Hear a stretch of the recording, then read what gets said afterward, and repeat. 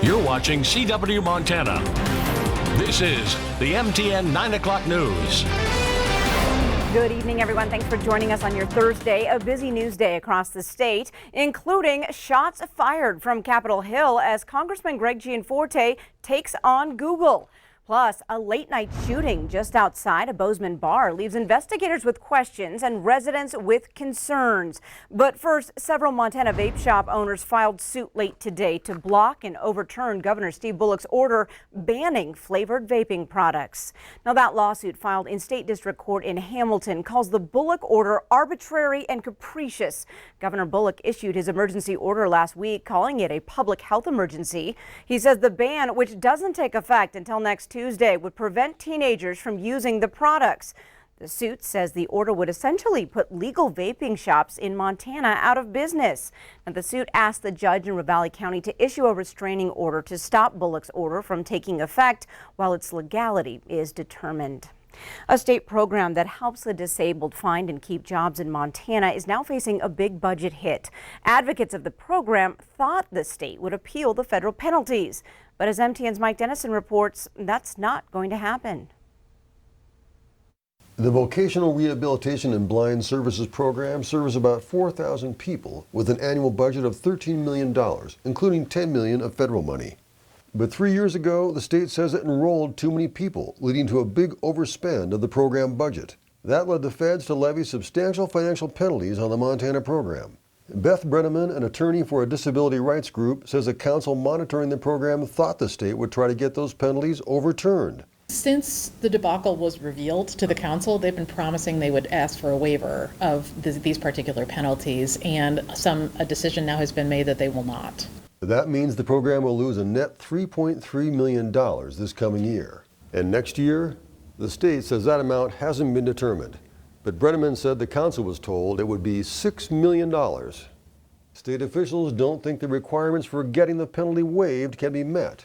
They also say they squeezed down the program budget so they can carry over some money this year and continue to provide services, including some new clients. But the waiting list for the popular program has grown from 2,500 people a year ago to 3,200. And with the penalties, Brenneman says she'd be surprised to see it getting any smaller. She says that's too bad because it's a program needed even more in today's economy. People with disabilities want to work, and many of the people that they serve don't need expensive services. They just need some help to try to identify where they could help the economy. Reporting from Helena, Mike Dennison, MTN News. All right, thanks so much, Mike. Now, the program also provides counseling and work preparedness skills for high school students with disabilities. Well, for the first time ever, U.S. veterans living in rural areas of northwest Montana can receive VA health services without having to travel long distances. Veterans can now conduct virtual appointments through a pilot program dubbed Atlas. The program launched its first installation at Eureka VFW Post on Wednesday. The goal to remove geographic and digital barriers for patients. With this new system, veterans will benefit from virtual appointments in familiar surroundings conducted by VA medical professionals. Well, Congressman Jeanne Fortes asking Google to do some self-searching and get the facts. During a congressional hearing today, the Montana Republican blasted Google for refusing to take hunting ads from the Rocky Mountain Elk Foundation in Missoula. Google said that hunting is considered animal cruelty and is inappropriate for its network.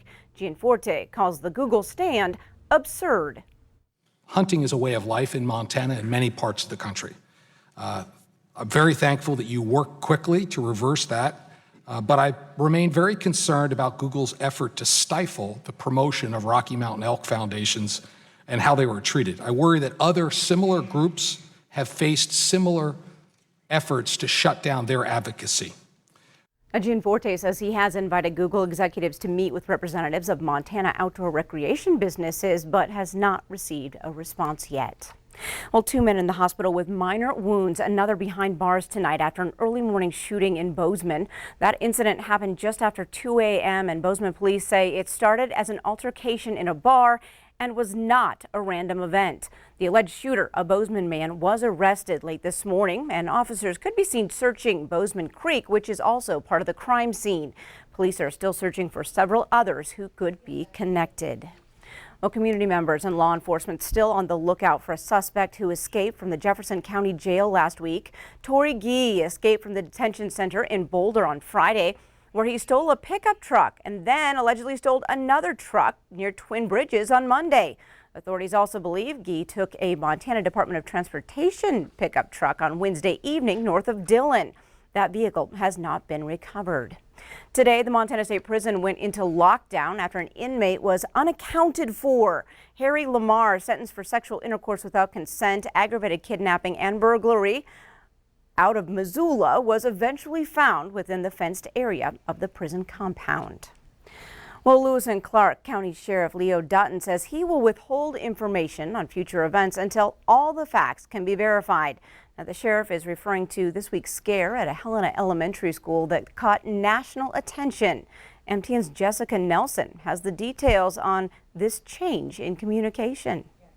If I could go back, I wouldn't use the word IED. Early Tuesday morning, law enforcement officials were called to Rossiter Elementary School after a staff member found a suspicious-looking plastic bottle on the campus playground. Students were evacuated, streets were shut down, and a news release was sent out in which the public was told an improvised explosive device had detonated. The deputy that responded is a veteran. I know him. He looked at it and it matched the criteria which he's seen overseas. A bottle with tape around it with nuts and bolts scattered in a long debris field. The announcement of the object being an IED was made around 9:30 Tuesday morning. 5 hours later, law enforcement had a much better understanding of what the item truly was and what had unfolded that led to the bottle being placed where it was found. The bottle had been moved to the school from a nearby construction site earlier. Find some video and still pictures that apparently earlier in the morning that bottle was upright, such as described earlier, that a young man tried to kick a field goal with it. When the boy kicked the bottle, its contents sprayed, leading officers to believe it had detonated. I had no choice. Knowing what I knew then versus what we know now, totally different decisions. The only thing I would change is how I said it. The actions, I wouldn't change. It's no surprise how law enforcement responded to this suspicious item as if it were a bomb, considering the fact they respond to dozens of potential explosive devices every year, including sparkler bombs and even pipe bombs. We have a robot, the ability to x-ray on scene, and then they have chemical tests that they can do right there. There was no explosive material, anything like that. Sheriff Dutton is proud of his deputies and even more proud of how well the students and staff at Rossiter handled the situation. But he says in the future, some things will be handled differently. From this point on, I'll be withholding information till I can verify. I trust the deputies. That's what they saw. And I hope people understand in law enforcement, you have to make a snap decision in 3 seconds or less. With photographer John Riley, I'm Jessica Nelson, MTN News. Thanks, Jessica. Now, Sheriff Dutton also says he'll work with the schools to start a one-call system so everyone is on the same page as quickly as possible. Well, just one day after an event center project in Missoula changed hands, some other partners working to build up the Missoula Riverfront Triangle area say the decks are clear to pursue their ideas and get them built much faster. On Wednesday, the city approved transferring the lease for the hotel project to local developer and promoter Nick Casota. Some Missoula Realty partners retain control of the surrounding properties and are working on a broader concept that includes commercial, retail, and residential space. And it you know what it helps, it starts to create momentum for the remainder piece, so we can develop it, and for Pat and I, we can focus in on that 5-acre tract and let Nick kind of run with the event center and the hotel. And I think it's going to speed up the process where, at one point it could have been a 10 to 15 year build out, and we think that we can have it built out in the next 5 years. Now, the group pledges to work with the city and the community to develop improvements that complement the western entrance to downtown Missoula. Well, after a long process, the city of Bozeman could be getting the money it needs to fix the iconic Bozeman Pavilion shell. The structure partially collapsed under heavy snow last March. Commissioners will decide whether to accept a $350,000 donation. Now, if approved, the pavilion would be named the Anderson Pavilion in Bogert Park in honor of Marcia Anderson, a longtime philanthropist who offered that donation. With the city designating $200,000 for repairs, the total would come to more than $500,000. Now, if that donation is approved, construction will start next spring. Well, Montana students got a break from school today, and a lot of them went hunting. The Montana Annual Youth Deer Hunt started today and runs through tomorrow. The deer only hunt gives children between the ages of 10 and 15 the opportunity to take up hunting. The two-day event, planned specifically during Montana's yearly Teachers Conference, gives students time to head out and hunt. Now, these young hunters must be accompanied by an adult. General big game season kicks off Saturday, October 26th. Still to come on the statewide MTN News, animal shelters coming up with creative ways to find forever homes. But first, how's the weather looking, Ed? Well, half the state saw cooler and wetter weather starting to move in during the day today, and while the eastern plains stayed warm and dry, we'll start to see a change. We'll give you all the details coming up in a few minutes.